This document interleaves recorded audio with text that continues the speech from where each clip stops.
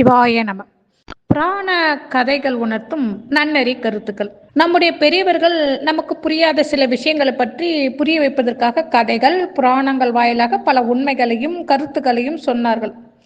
கதைகளை கேட்டு அதற்குள் இருக்கும் உண்மைகளையும் கருத்துக்களையும் புரிந்து கொள்ள வேண்டும்.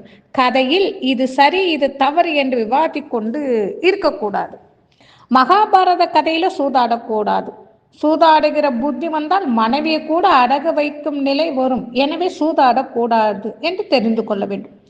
ராமாயண கதையில சாமவேதம் தெரிந்து பல கலைகளில் வல்லவனாக விளங்கிய சிவனை கைலாயத்திலேயே போய் தரிசனம் செய்தாலும் ராவணன் பெண்ணாசையால் அழிந்து போனான். எனவே பெண்ணாசை கூடாது என்ற கருத்தை தெரிந்து கொள்ள வேண்டும். அசுரர்கள் பல ஆயிரம் ஆண்டுகள் தவம் செய்திருந்தும் காமம், குரோதம், லோபம், மோகம், மதம், மாச்சாரியம் இவற்றினால் அழிந்தார்கள். அவர்கள் கடவுளிடம் வாங்கிய வரமும் பலனில்லாமல் போனது.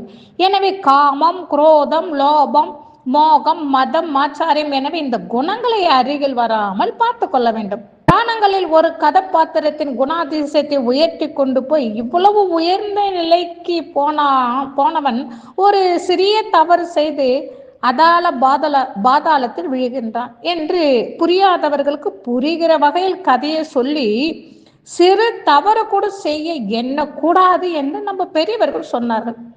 ஹரிச்சந்திர கதையில் எப்படிப்பட்ட சோதனை வந்தாலும் உண்மையே பேச வேண்டும் என்று நமக்கு கதை வடிவில் சொன்னார்கள். ஆனால் இப்போது உண்மை பேசினால் ஹரிச்சந்திரன் மாதிரி வாழ்க்கையில் எப்போதும் சோகத்தை அனுபவிக்க வேண்டும் போல் இருக்கிறது என்று எதிர்மறையாக நினைக்கிறார்கள். தங்களுக்கு எண்ணங்களுக்கு ஏற்றாற் போல கதையின் கருத்துக்களையும் மாற்றி தத்துவங்களையும் கருத்துக்களையும் விட்டுவிட்டு கதைகளை மாத்திரம் பிடித்து கொள்கின்றார்கள். திருச்சிற்றம்பலம்.